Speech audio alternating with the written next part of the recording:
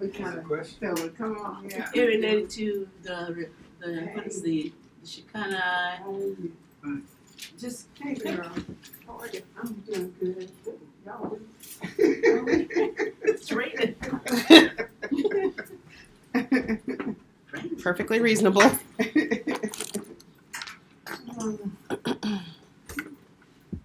Now he's going to ask us, do a trick thing and ask us now. What was it? What did I say I went to talk about? You on the way?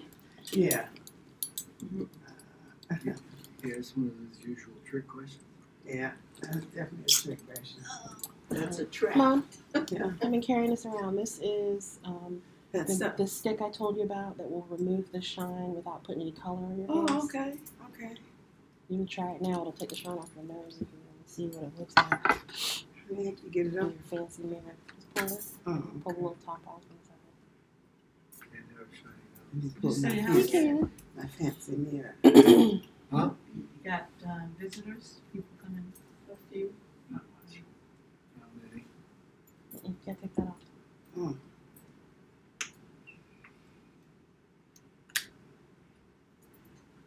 I can You just rub it right I on can your nose. eventually leave that off, Yeah, right? here we go. Rub it on your nose. The whole stick.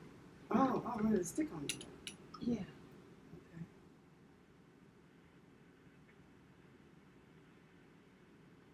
I have real oily skin. I don't know if it's gonna do it.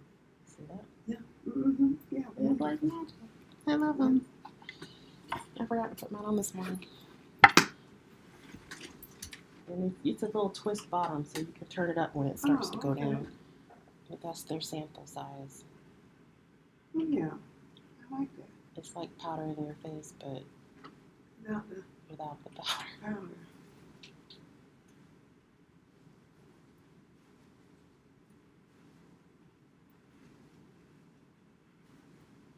My stuff that I use on my face comes on with the.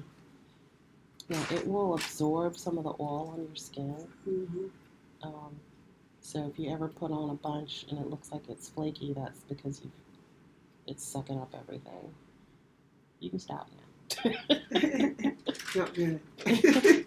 Yeah, use some nice ingredients.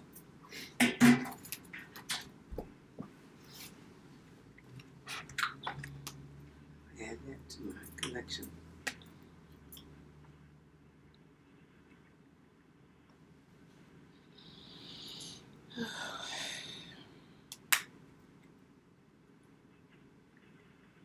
I finally got unpacked from being gone to stuff. Really? Did you unbury your serger? Huh? Your serger? What surgery? The sewing serger. Did I do it? Oh, no, I'm talking about the clothes when I went to Fayetteville. Oh, Clothes okay. and stuff. Yeah. Can you get to your serger? Yeah. Is it built into that cabinet? Can I borrow it? No, you can borrow it. Good morning. Good morning. Yeah. You have to show me how to use it. Yeah, it's real easy. I'll have to show you some fabric I got that On is your so soft and beautiful. Okay. Oh my gosh. Cold, man. I Yeah, just turned the it is. heat up. Spring, Yeah. we already had spring. What do you mean? Oh, spring thing. Back. It's gonna be next week. Yeah, you started yet. Yeah, Uh-huh. about 2 days. And then we're gonna get snow. I hope so. Better late than never. We're going to try to run up to Washington and see if we can catch a few cherry blossoms. Oh, yeah, that'd be nice. Well, that's an excuse to say, yeah, I don't care about cherry blossoms. You better hold your, what you gotta look out for that? Nor'easter. Another noise. It's on the way. I know. I've got the Okay. fourth one. Alrighty. It's kind That thing always blow a cold. This is number 4.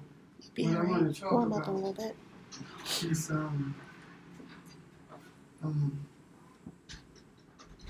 I said of kind of the wisdom, knowledge, the Shekinah, and how it relates to the idea of blessing. I believe that we are in a period where we have the opportunity to have some of the greatest spiritual experiences that man has ever known or could ever conceive of. And when I talk about wisdom, of course, wisdom is a feminine word, and it is represented by darkness, and the darkness of it has nothing to do with the concept of the absence of light, but it is the absence of understanding. And when we look at the universe itself, we have to be willing to embrace and go beyond our current experiences. Otherwise, there was no opportunity to understand the wisdom of what the universe and what it has to offer. Is when we look at this earthly experience, what we're looking at is no different than watching a movie. When you're watching a movie, but you close the door, please. There's traffic coming in. Thank you. When you're watching a movie, you see a flow, but in between what you're actually looking at is still frames, but they're moving so fast until you can't see between them. And in between each one of the frames is darkness. And in this earth, if we simply focus on what we see with our natural eyes, we lose every opportunity to see the wisdom that exists in our very presence. And that wisdom is actually always available, because the Shekinah is always available. And the Shekinah is not just a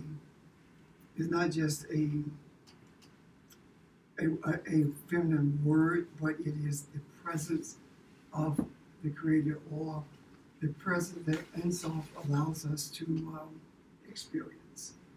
And when we are in tune with the whole concept of the presence of Ein Sof, or the presence Ein Sof allows us to have, when we're in tune with that, then we are increasing our opportunities to see the darkness between each frame of our lives, meaning that we are at that point able to close our eyes and see with our eye the wisdom that is being made available to us. The concept of the wisdom that's being made available to us is there.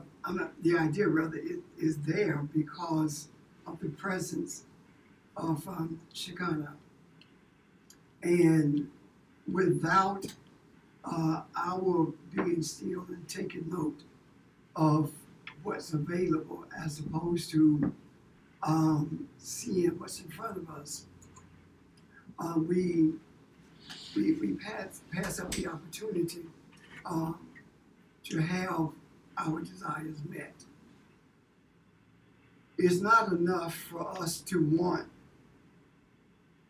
to understand the spiritual essence of our existence. It's not enough to want to understand Shekinah or Ruach, for that matter. We have to feel like we have to come to a place where we need it. Because when you want something, you can live with it or without it. However, when you need something, you can't live without it. And we have translated or interpreted our wants as needs, and our needs as wants. We want to know who we are. We want to understand the spiritual essence of our being. But we need a car. We need a job. We need food. We need shelter. So we have actually reversed everything. When we need or come to the place where we recognize the need is to understand the essence of our spiritual experiences, it is at that point where all those things that we think we need become wants, and those wants are met because at that point there's no lack. So here we are in the midst of a turbulent time. The world itself is chaotic. The circumstances that we live in the midst of in this country, in this state, in the places where we live, is chaotic. And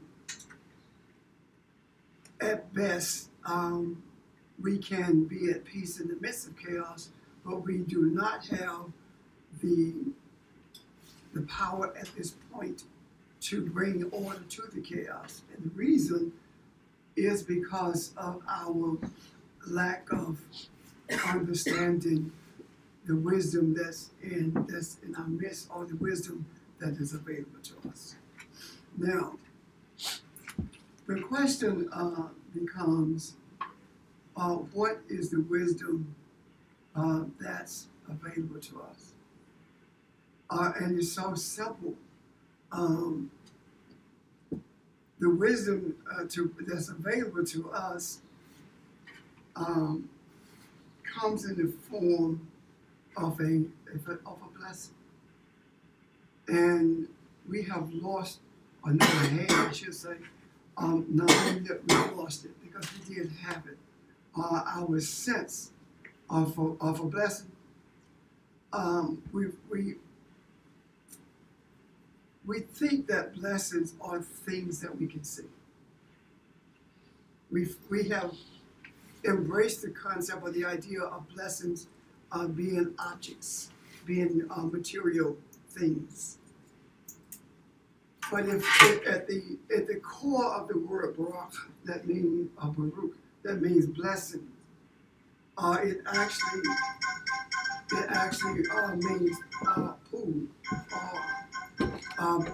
as the Buddhists would say, mindfulness. It's simply being present in the moment, or being attuned to the moment, attuned to what's happening or what's around you at that moment.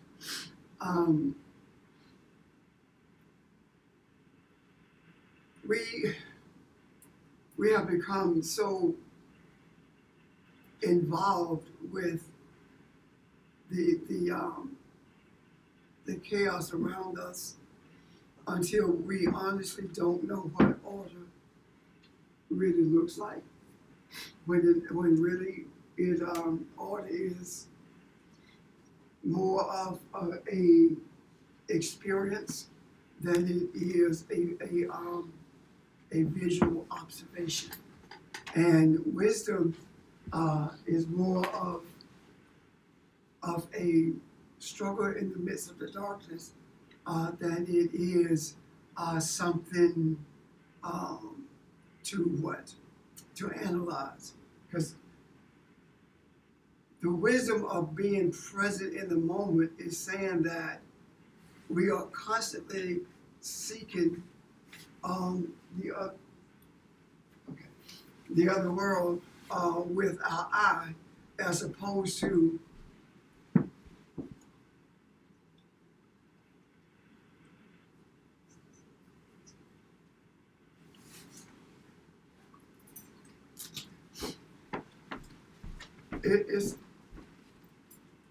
when we deal with the idea of being present in the moment, it is more we are more in tune to what's going on around us. Now I'm a bit okay. When we are in tune to that, and the reason I bring this up is because of what is taking place and what is about to take place. When we are tuned to that, to the wisdom and need, and know that we need it, need the understanding of it, it gives us an opportunity to be influential in this earth at that moment.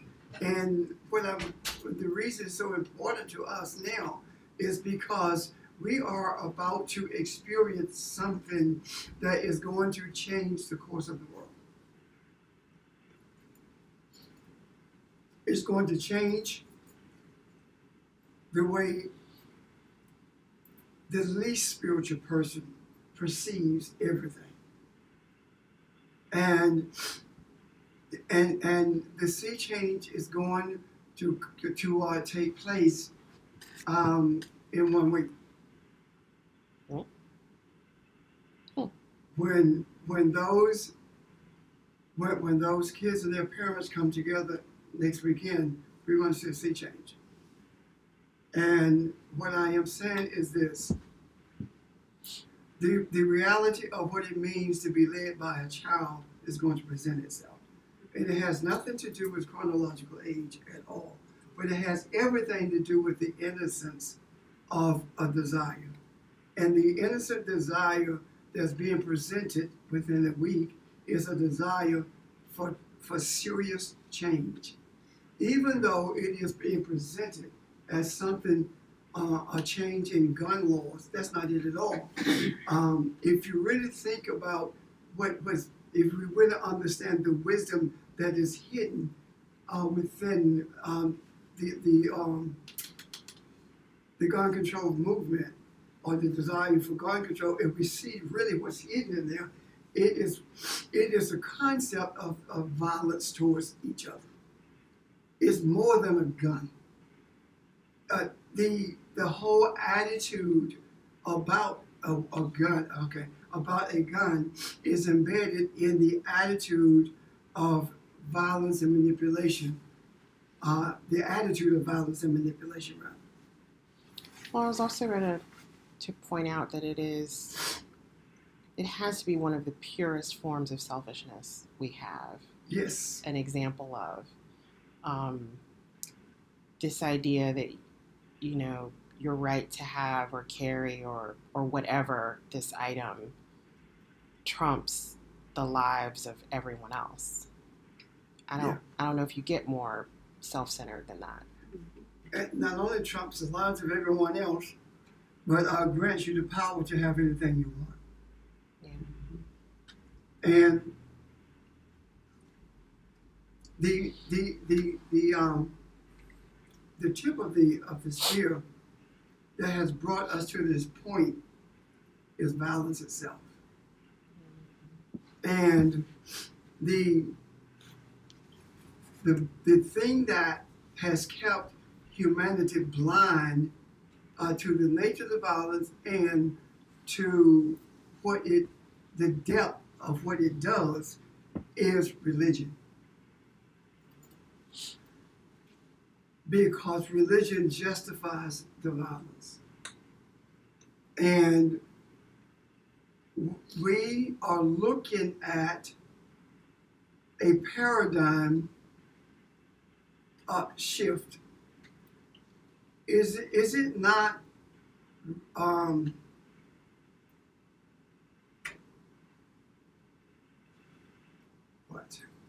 what am I looking for?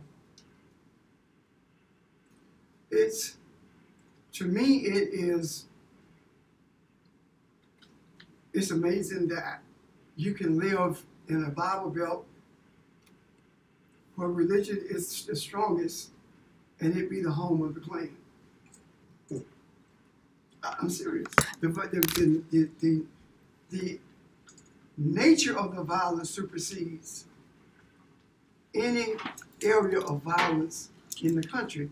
And the nature of, or the depth of this so-called religious beliefs is stronger in the area where the greatest violence is.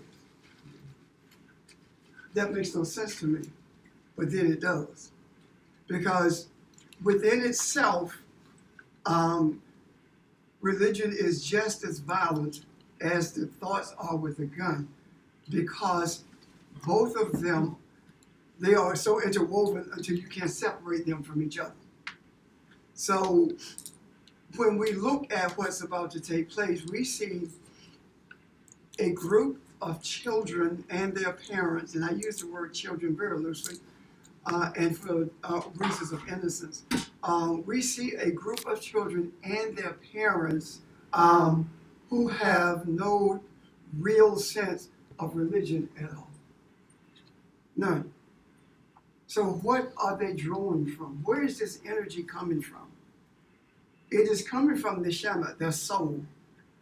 The depth of their soul is speaking to them. And they are seeing, not with their eyes, but with their eye, even though they don't realize it.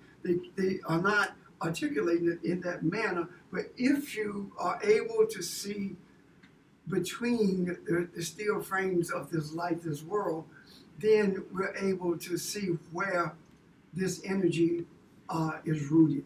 It is rooted in their soul. And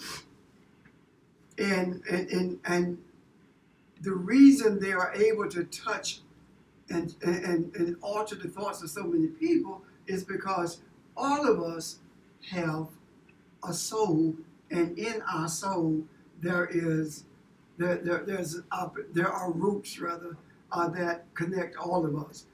And see, there is a difference between the soul and the spirit. The spirit is the oneness of the unicity of it all, but the soul is the seat of our emotions and our thoughts. And these young people are being nurtured by the fruits that's deep in their soul. So where did the awakening come from? The awakening came from a desire. It came from a need to see change to see a change with humanity because of the chaotic nature of the earth. The chaos that we are experiencing now is no different than the chaos that was spoken of when we speak of the Big Bang Theory, how chaos became order. That this chaos that we are experiencing is no different than that. The chaos that we are experiencing is not what men are doing. The chaos that we are experiencing is actually the violent throes of the universe itself, rebelling against the evilness or the lack of compassion of humanity. And what we see that we call chaos are the results of what's happening in the other world, or what we are causing to happen in the other world. And without the Shekinah, which is the presence of Ein Sof, we will not be able to be nurtured from the tree of life, which is light itself. When we talk about the idea of being enlightened, what are we talking about?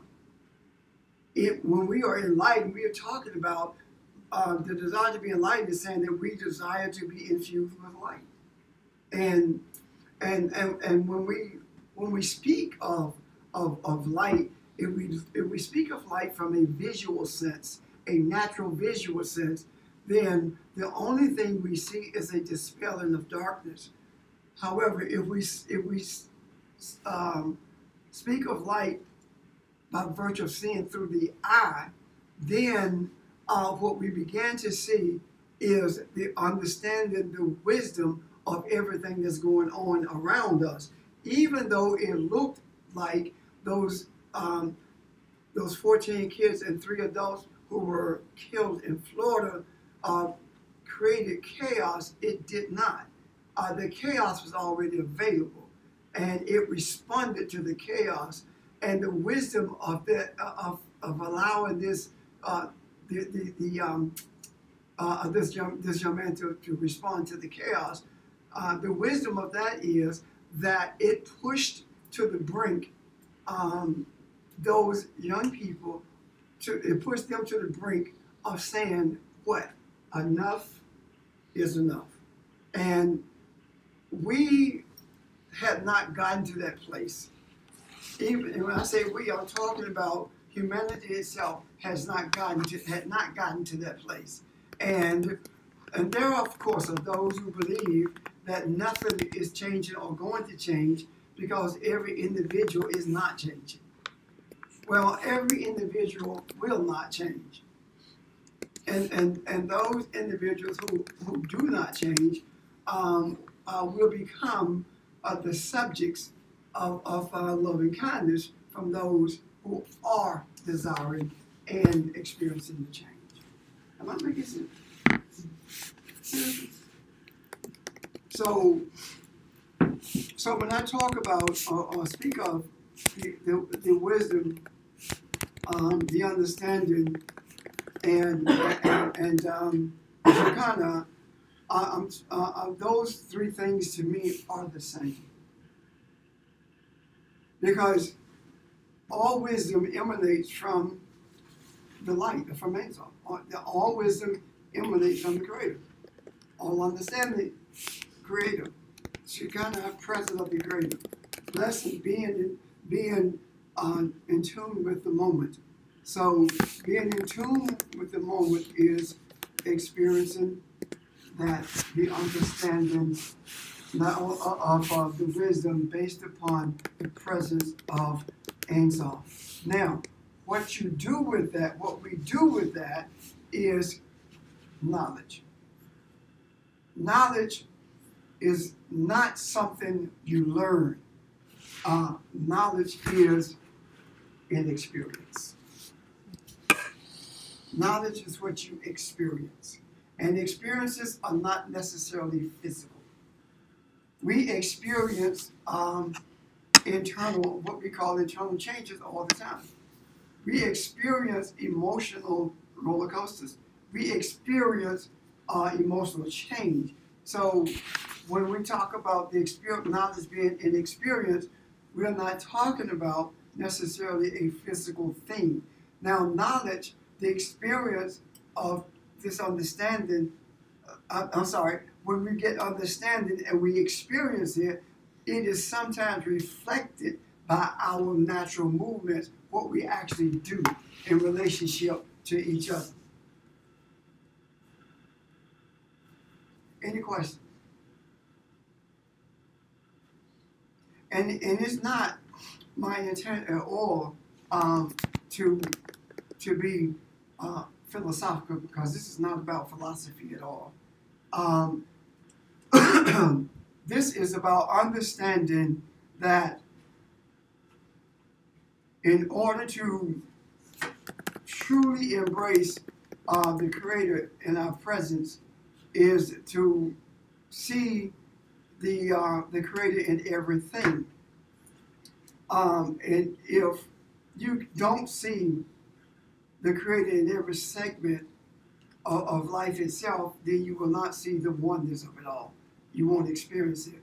And what I mean by that is you have to see the presence of the Creator, not only in something that happens in Parkland, Florida, but you also have to see the presence of the Creator in the tree outside. You also have to see the presence of the Creator in the chair that you're in. Why? Because if the Creator is without limits and everything that exists is in the Creator, then that is simply a part of the Creator. And when we can begin to embrace it, embrace these segments, for lack of a better word, are parts of the Creator and everything that we see, then we begin to experience the wholeness of it, because at that point, no matter where you are, no matter what you see, you are able to see the presence of the Creator in it and experience that presence. And that is simply another way of saying that regardless of what we think, the Creator is always present, and wherever you find yourself, that's where you're supposed to be at that moment, whether you like it or not.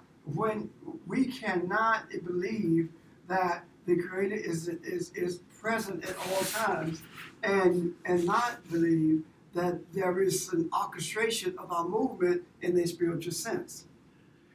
Our body movement is simply a response to a spiritual event. When you get in your car, you are responding to something that's spiritual because you can't see the thought that tells you to get in your car. So you're responding to what? The thought to get into your car, which is something that you cannot see with your natural eyes, but you do what? You experience it. So when I say that we are on the precipice of experiencing a sea change, I'm not saying that I think we are. I'm not saying that I believe we are. I know we are. I know that this is a major sea change, and one of the reasons I know this is true is because this movement of these young people has been nurtured by females. Most people don't know that the nurturing of this movement, a great part of it has come from the same females who organized the Women's March in last January. That's a feminine nurturing. Now keep in mind, the nurturers are people who actually were a part of bringing this chaos to the forefront.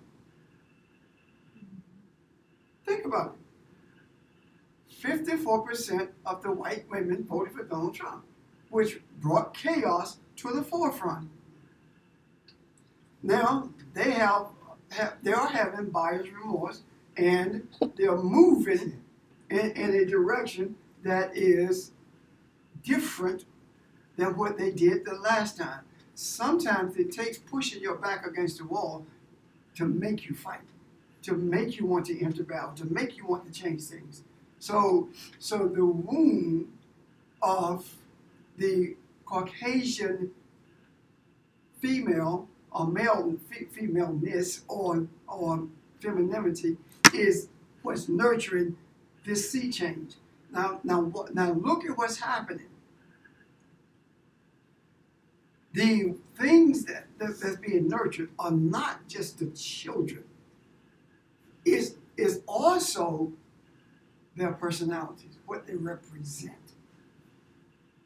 When you look at this sea change, what are you looking at?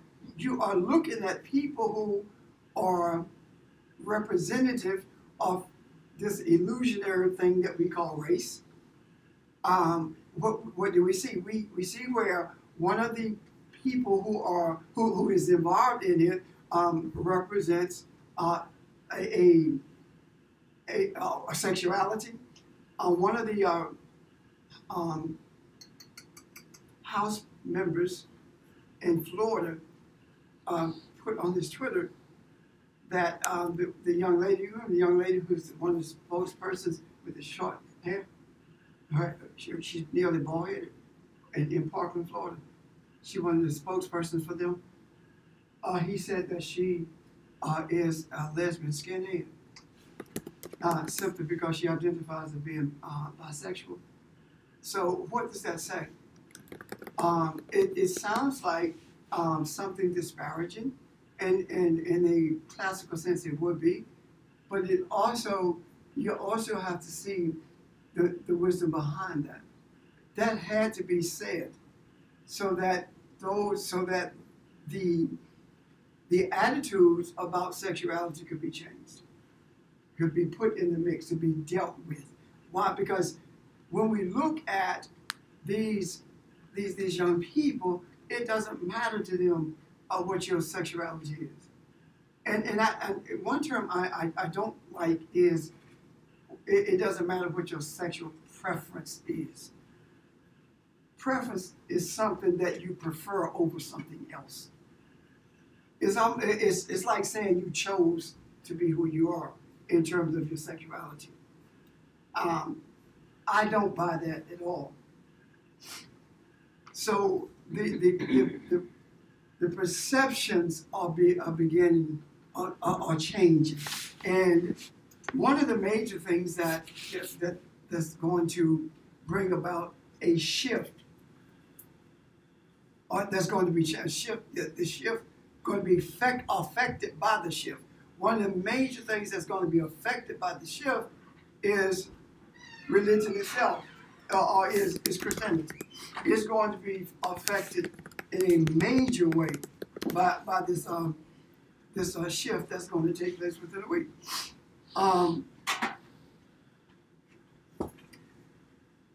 It is my contention also that the reason we are being shown this is because it is incumbent upon us to guide this movement and understand that there is a difference between a moment and a movement. You're aware. We are supposed to be aware of the moment at all times, but a movement is organic. It's something that you did not sit down and plan that I'm gonna start this.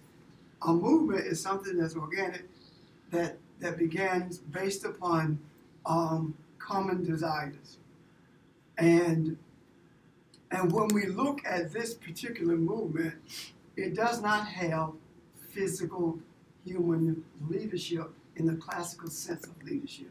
There's no one person guiding this. This is something that's being guided by the energy flow that is in the universe because of a desire for change itself.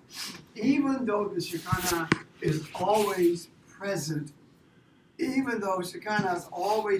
Shekinah does not affect movement in the earth consciousness until there is an atom or a man or an entity willing to stand in the gap. And that entity is assisted by Shekinah. And if I go, I will send you someone who will teach you all things. Shekinah is what Jesus is speaking of. Now, this is the difference in that. The Shekinah can be present, but if you're not willing to learn, you can't be taught anything. If you're holding on to your past and present experiences as being the only truth, you will not learn anything.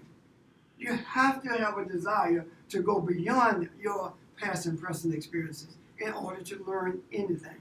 So the presence has always been with us. The presence will always be with us. But the presence, Shekinah will not do any more than we are prepared to do ourselves. Because in this earth consciousness, there were no instructions given to Shekinah to dominate or to guide anything. It was given to Adam, or the male-female entity. If you look at Genesis 1 and 28, it talks about 27, 26 comes down to 28. It talks about domination. It talks about in 28 it talks about the things that we are going, the circumstances that we are going to face, and it deals with the idea of not being afraid of the circumstances that we are going to face. It talks about how change is going to be difficult. All of these things are in those 3 verses. But the reason they have been missed is because they have been hidden in plain sight, and they have been hidden in the meanings of the words that are listed there, like sea means to roar, the fowl of the air means things that are spiritual things that are taken away from you, or their attempts to take away from you. Female talks about penetration. We talked about that last week. So when it is talking about all of these things, when you put them together, it's talking about regardless of what you face, don't be afraid of it, because you have the power to dominate it. Not only do you have the power to dominate, you have been commanded to do that. And the command to do that has nothing with dominating ourselves or dominating each other in terms of people, but it's talking about dominating the consciousness that prevails in this earth. And in order to dominate the consciousness that prevails in this earth, we must, with a certainty, be aware of and embrace the presence of Shekinah. We must understand, at the very least, that the Shekinah is here to guide. The presence is always with us to guide us. And at the very least, we must see the need to embrace it. When the need to embrace it is there, then the Shekinah will reveal itself. And when we see this, what we understand, even with the change that's coming this weekend, even with that change, what do we see? We don't see a creation of anything. We're not bringing anything into existence. We are revealing everything. We are uncovering what's already there. One of the things that that Einstein persisted on was that there is nothing to be created. We just reveal it. And one of the things one of the examples he gave was Michelangelo. He said he would look at a piece of marble, and he actually saw what was in it, and he just removed the pieces that was hiding it. So that's in itself is speaking to the mandate that we have to uncover what's available, and because of the attempts that we have made, because of the desires we've had to do this, we are beginning to see the uncovering. But the first thing that had to be uncovered was the chaos. Because if you walk into a house and you say, oh, this is an older house, then things have to be revealed so that you know what needs to be fixed. Craig and I went to remodel the bathroom for Uncle Bedford, and when we went in, we saw what the finished product would look like. We had talked about that, but we did not know what we were up against in bringing that finished product to fruition until we began to tear out the floor, to remove the commode. And what did we see? We began to see rotting wood.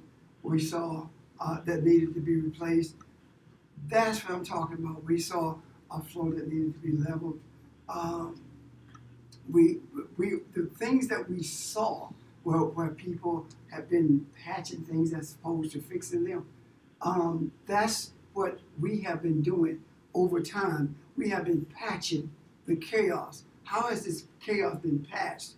The civil rights legislation patched the chaos.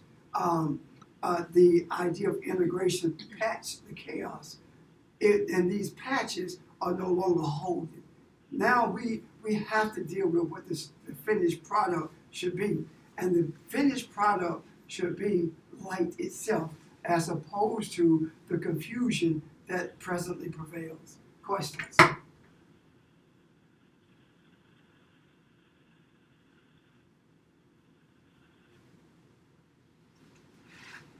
Okay. I do feel very strongly that what I am talking about is actually prophetic in nature. I believe that, and I know that there are no coincidences, and that being true, it is not coincidental that the powers that be stood against the young people who wanted to memorialize those who were killed on the 14th of February. And the most adamant one, the most outspoken one, and the one whose words were repeated on the national stage was Governor McMaster. No one should be surprised at that. This is South Carolina. The surprise would have been if he didn't say it. This is South Carolina. This is it was supposed to happen that way. And he was not the only one in terms of governmental officials who were against it, but his words were placed on the national stage. Why? Because this is the root of it all. And the roots must be exposed so they can be ground, so they can never control again. Now, grind. Somebody put on Facebook, Governor McMaster. A lot of those kids will be able to vote in the next election. And that's the other thing. What's happening is, as they turn 18, or those who are going to be 18 before the election, they register in droves. And the vote is not what changes things. It's the energy behind it. We've been voting forever, and all we got was patches. And what happened with the patches? The cloth begins to shrink and pull away from them, and now here we go again. That's the reason we have a resurgence of white supremacy, because it was patched. It wasn't fixed. Honestly, the black codes that came into existence, Jim Crow, that came into existence after the end of Reconstruction, did you not know that the Nuremberg Law was based on that? Hitler's treatment of people of color, Hitler's treatment of homosexuals, Jehovah's Witnesses, etc., all of it was based upon Jim Crow. They brought people to this country to study Jim Crow. So, guess where they brought them? South Carolina. So if you want to look at the root of it, the responsibility for apartheid, the responsibility for what happened in Germany, it comes right back here. All of it comes back here. The whole concept of how to control people through policing and to write laws that are so ambiguous until you can use them any way you choose to started right here. Using dogs. Right here. When they use dogs to chase runaways, that's where it came from. So when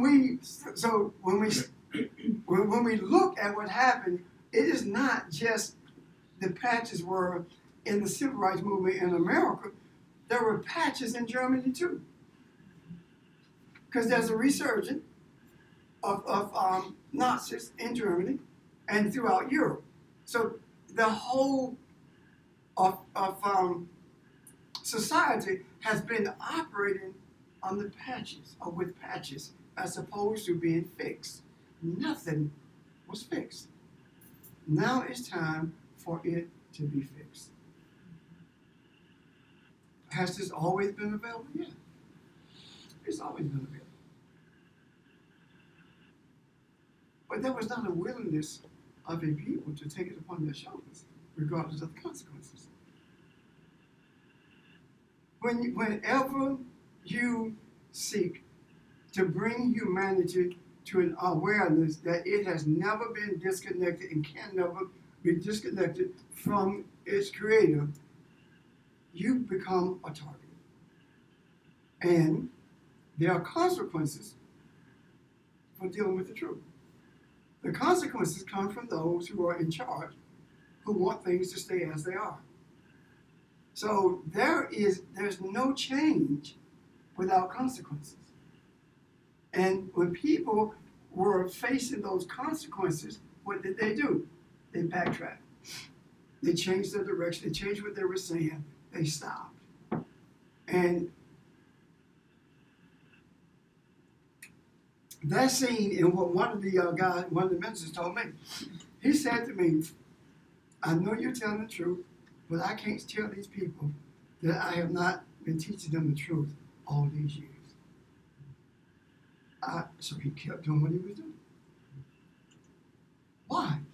Because he created the consequences that he felt like he was going to face. He created those consequences. When I stood and said that I must teach you what's in the scriptures as opposed to what I've been teaching, because I've been teaching what I've been told, not what I've been shown. I did not create consequences. I did not create a reward. I just put it out there and was willing to deal with whatever came. And as a result of that, here we are. So there comes a time when those who are willing to go through, or to face rather, whatever circumstances that's presented, and without regard to what the consequences are, there comes a time when everyone looks at that and says, it makes sense. Look at what happened with Jesus. It makes sense. But it did not happen until after. After he faced the consequences of his actions. And the change also is going to be effective.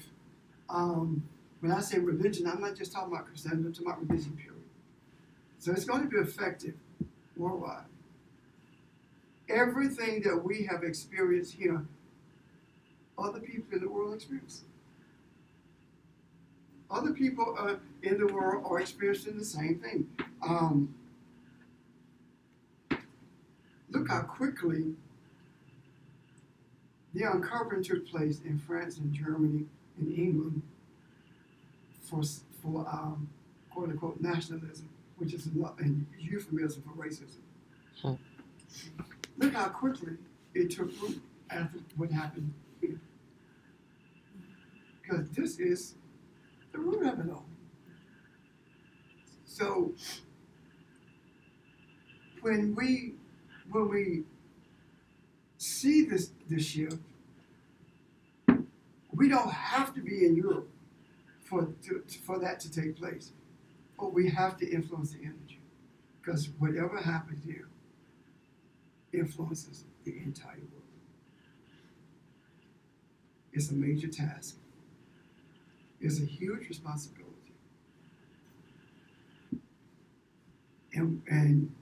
But it must be faced without any thoughts of what comes next. I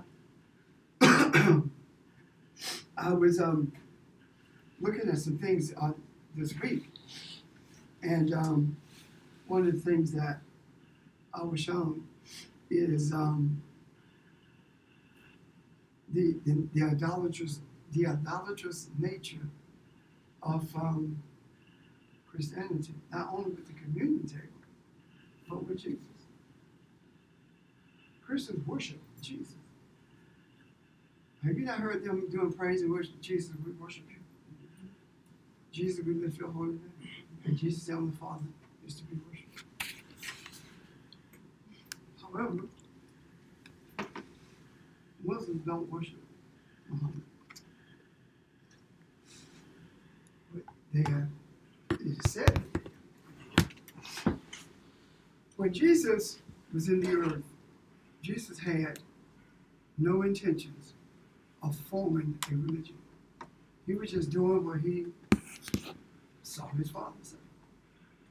When Muhammad was in the earth, he had no desires to form a religion. His words were that he was, well, let me paraphrase it because I can't quote it exactly. He said that he came to expand on what the other prophets brought to mankind. That's all that what he said, to expand.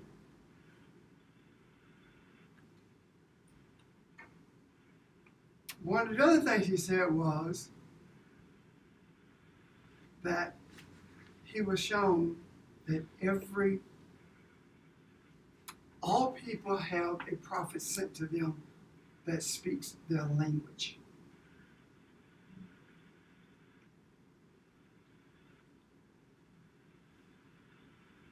Not talking about their language in terms of colloquial understanding, but their language in terms of speech.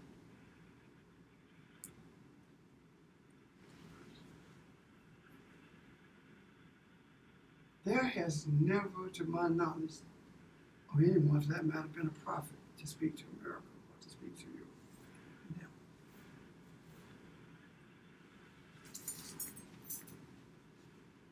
Never. The closest thing that this country had to a prophet was one that they created. And he died without changing anything. Billy Graham. That's the closest thing. They created that. It hasn't been. So it's time for English-speaking people to hear from the Creator. And hearing from the Creator prophetically has nothing to do with you go get $100 tomorrow and new car next week. It has everything to do with pointing out the shortcomings of humanity and speaking to the consequences and the rewards of it. Seeing what's on the horizon, but more importantly, seeing what's in front of you right now. Because if you can't see what's in front of you, you can't see what's coming. If you can't read the signs of the times, you will not know what is on the horizon. And reading the signs of the times is being able to actually see the darkness between the steel frames of this earth life that we are living. Questions or comments?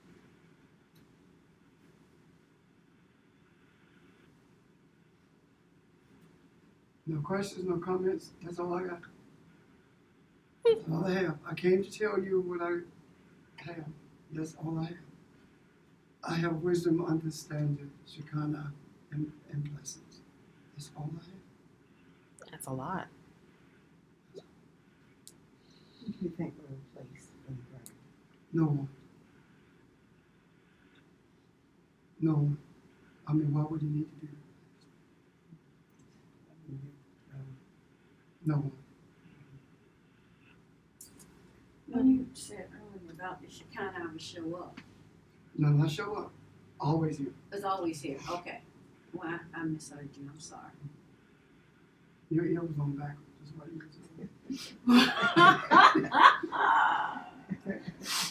I think it's interesting what you said about us needing a prophet. Because I was telling you that I said to Evelyn a couple weeks ago that when I was young, I used to pray for a Creator to send somebody to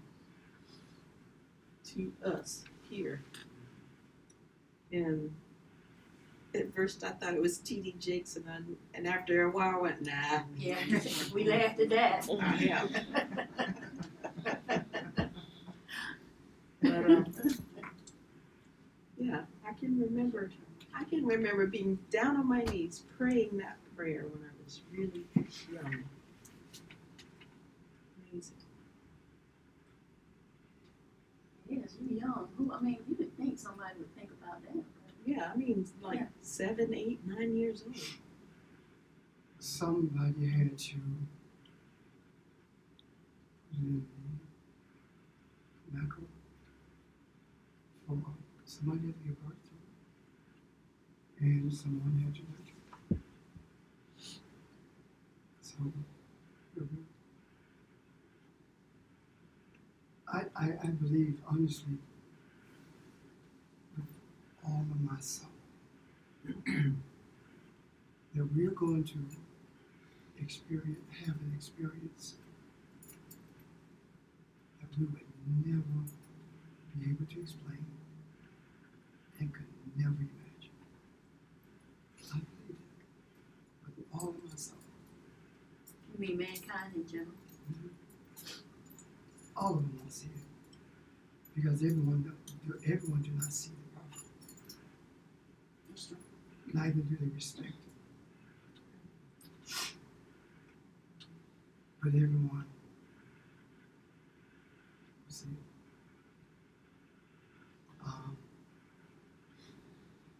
Most people will end up saying things that's sure much different than what they used to be, and not realizing that, you know. But it's okay. Everyone they don't have to know. They don't have to be able to point to origins. Just experience it. So just experience it. I will say that I have questioned for quite some time the purpose for my being in Colombia under the circumstances that I came, and the struggles that ensued after my coming, and the transformation of thought, and transition of sight that has taken place extremely rapidly in the last few months. Now I understand why. Because some little girl prayed, and now it's your fault. She's rooted. And so what you said something about C, so was it the letter C, the word C, S-E-E? Which time? I don't know, it was at. All of it, everything I've said about C is S-E-E. S-E-E, okay. Everything. S-E-A was one of them. Okay, When I talked about Genesis. yeah, S-E-A, that means to rule. okay, So, so regardless of all of the noise, you have to stay the course. You cannot allow the roar of the sea or the noise right, to alter your course, and that course being what you know the truth is. So that's that when I referenced SEA, that's what I was talking about. okay. Okay. I wasn't sure whether it was the letter C or S-E-E or S-E-A or, I was a little confused. That's the confusion of the English language. Okay, But yeah, it's SEA. okay. And again, that's Genesis 1:28. Okay, are you in it? Huh? Did I hear someone? Yeah, you heard somebody.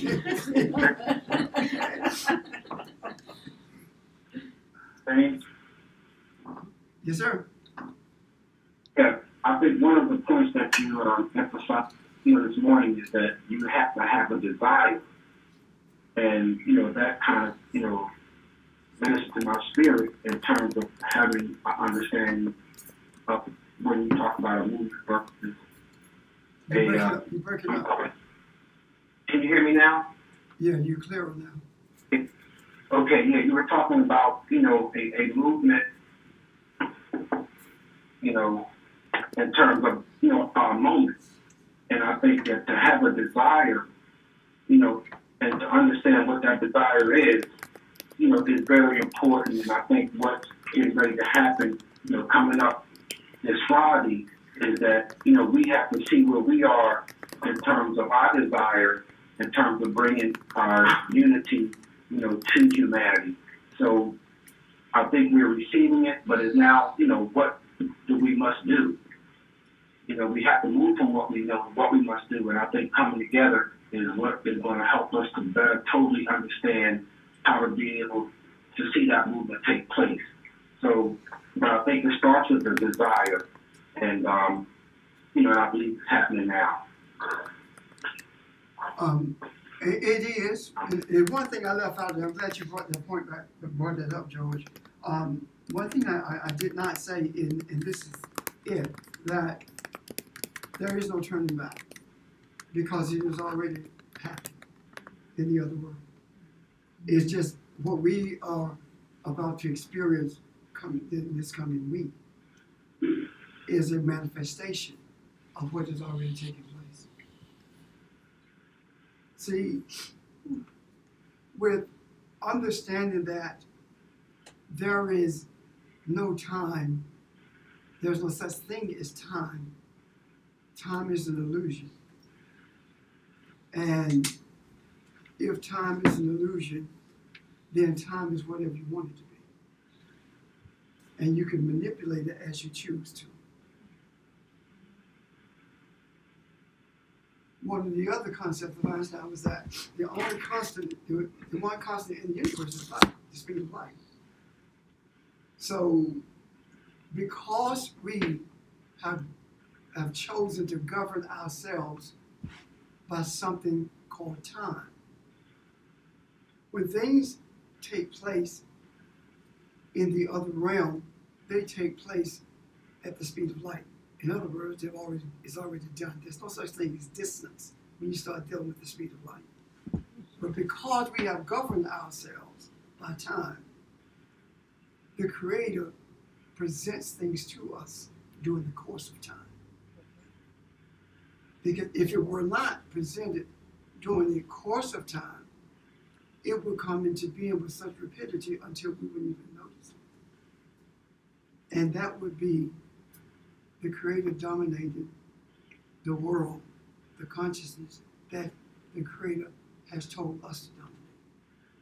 And it will not do that. The only one who seeks to dominate is man, each other. But the Creator will not do that, will not dominate us. Does that make sense? I see decency and order. Yeah, we are not dominated by the Creator at all. The Shekinah does not manipulate us. It simply teaches what you have a desire to understand. So here we are in the midst of time, but living at the speed of light. That's who we are. Maybe that's why it has to come from these kids, because they're open to the Shekinah. Yes. And they won't be manipulated or controlled, but they're open And to what's coming. guess what? The desire for the Shekinah to teach those who are open came from us. We desired that. Let's put it in the macro so people who are open can receive it. Well, why is it that these kids have no, it's like they don't have a heart, and they don't have, some of them don't have respect for, They are mimicking what they are experiencing.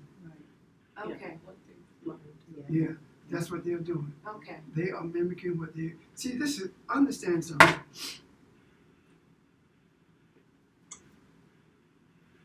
There are more murders in Louisiana than there are in Chicago. But we believe in Chicago because that's what we've been told. And they expose them more. There are more kids who are not violent than there are kids who are.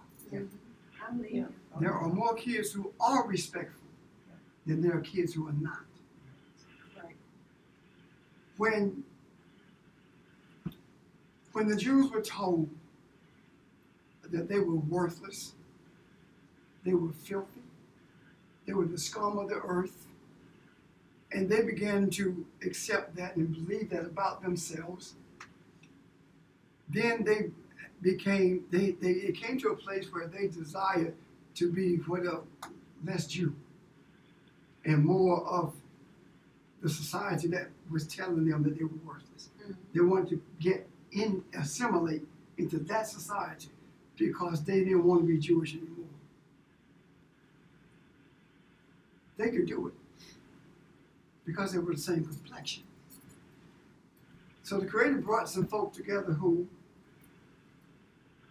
been told that they're the scum of the earth, they're worthless, they're lazy, they're no good.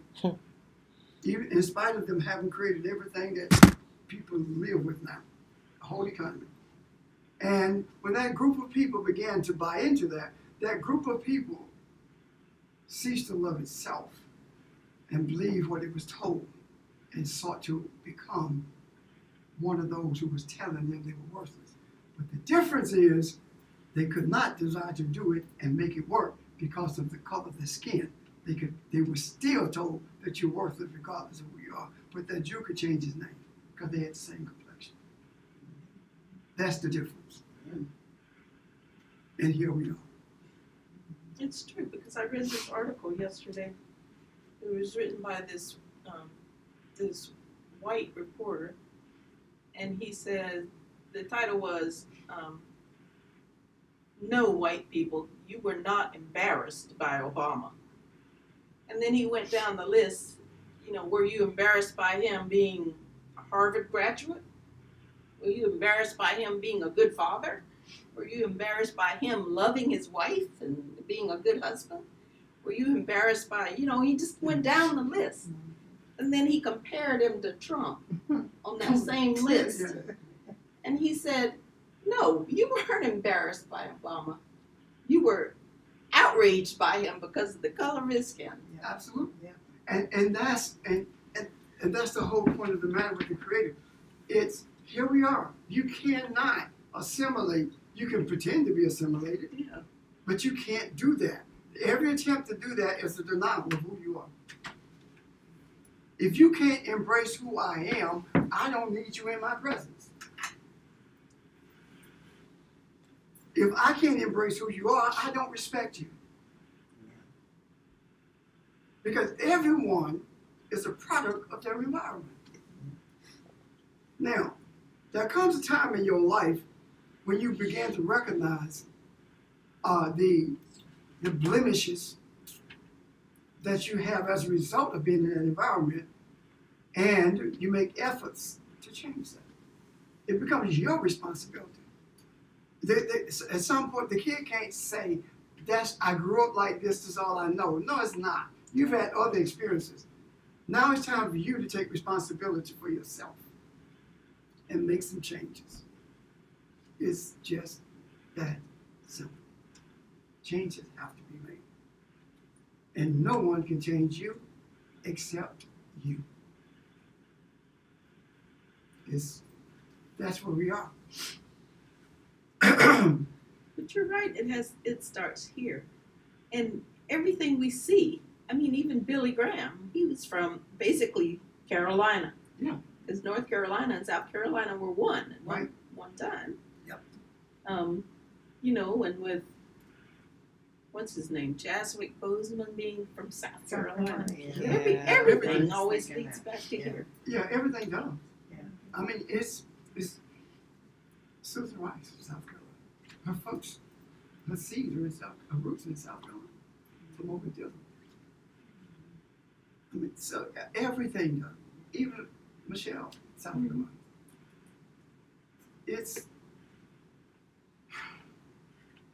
the woman that nurtured him was from South Carolina. Yeah.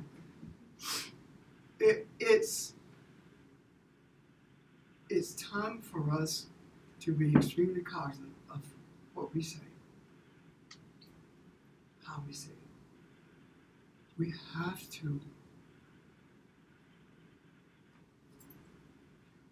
to take the responsibility to do what we're being shown, to say what we're being shown, to embrace what we're being shown.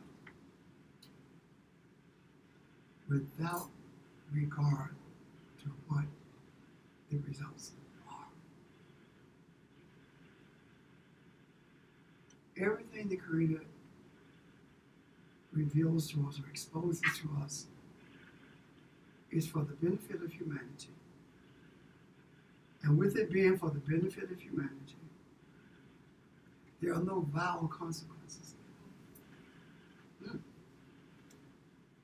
No vile consequences. We are where we are because the Creator desires us to be where we are.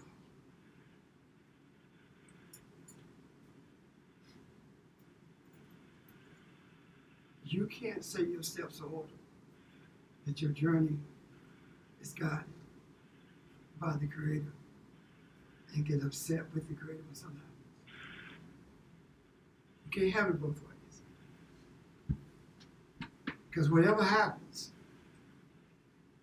regardless of how deeply it hurts, it's because the Creator desired it to be that way. All the periods, all the times, experiences that I've had with rejection itself,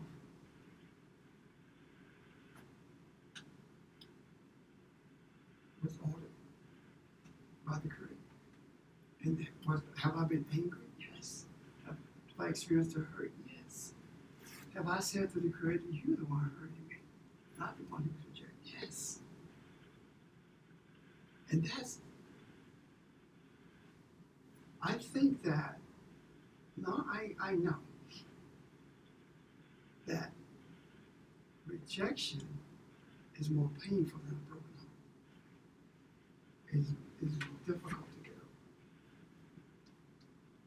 over. And it hurts at a different place, at a deeper level than does broken.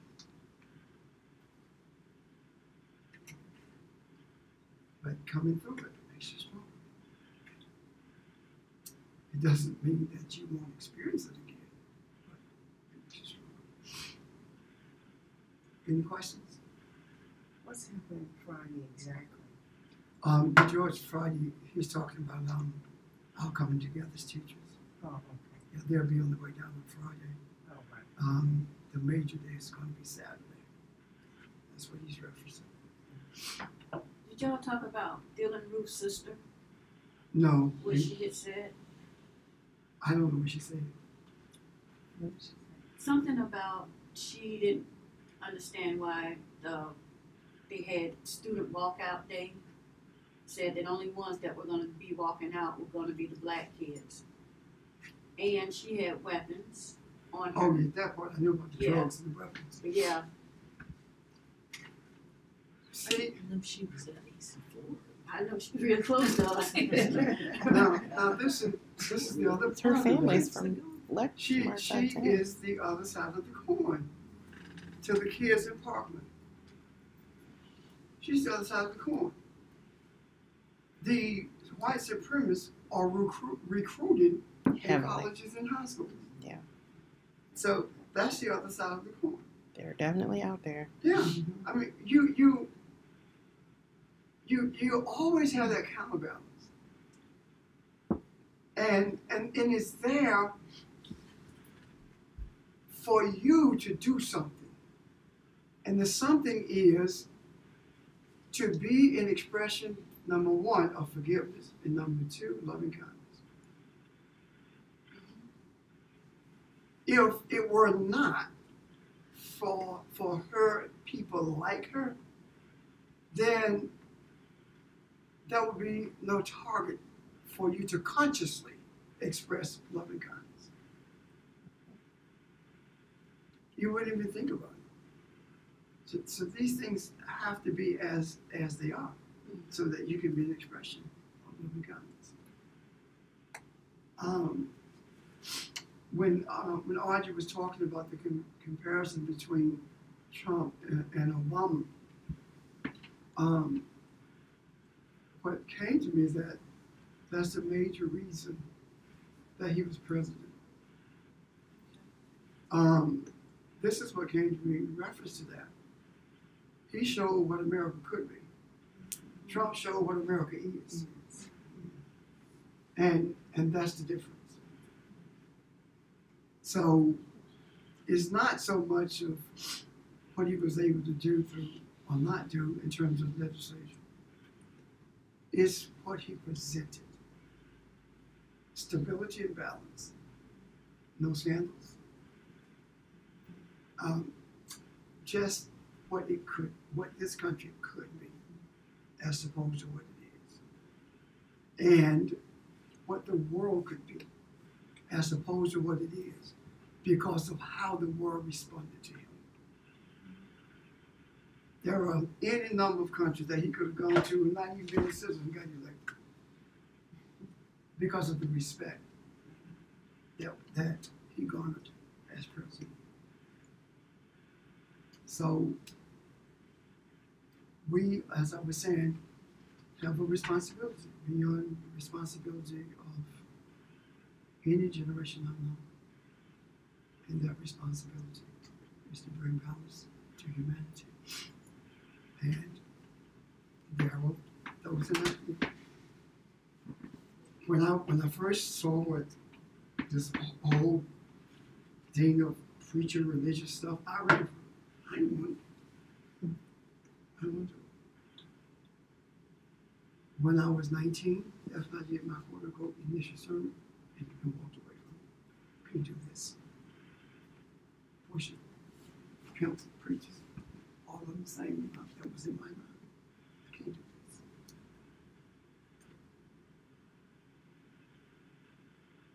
Not too long ago, I guess maybe 2 weeks ago, I was driving and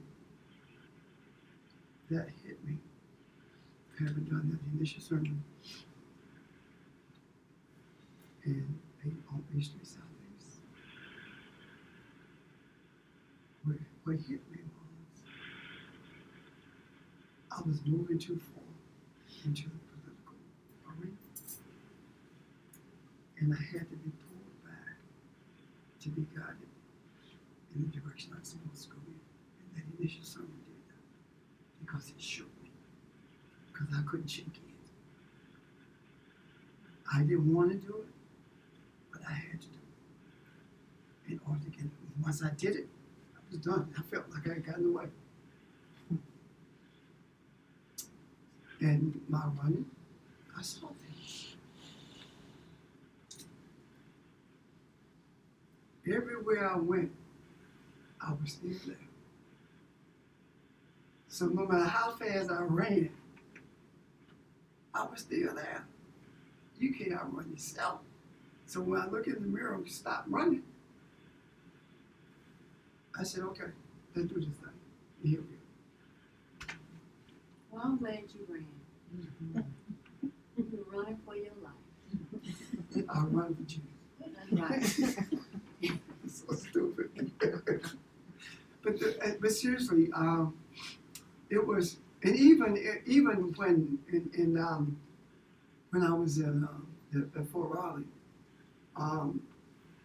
even then I was running, but I was I was running, but I was strapped to a bed almost, like my hand was in traction, so I couldn't go any place. And my running was in vain. Because all night long, I saw the same thing over and over. I heard the same things over and over, every single day and night. The same things. Feet pushing. That's all I heard. And that would drive me up the wall. Anyway, so much for that. Any other questions or comments? That's what it was. The shoe was off. Okay, I am done. Keep in mind that we won't come together next week. We will be here the week after that, which is what? 31st. Yeah. Okay? That's Easter weekend.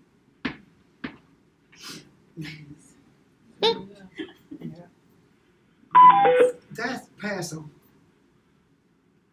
Passover is about remembering where you came from. Ain't about the Easter eggs, but it's about remembering. Passover is real. It's an opportunity of remembrance of where you came from. Saying that you were once in bondage, but no more. It's the song. That's that we get. So don't be getting no can slips and dying these What's a can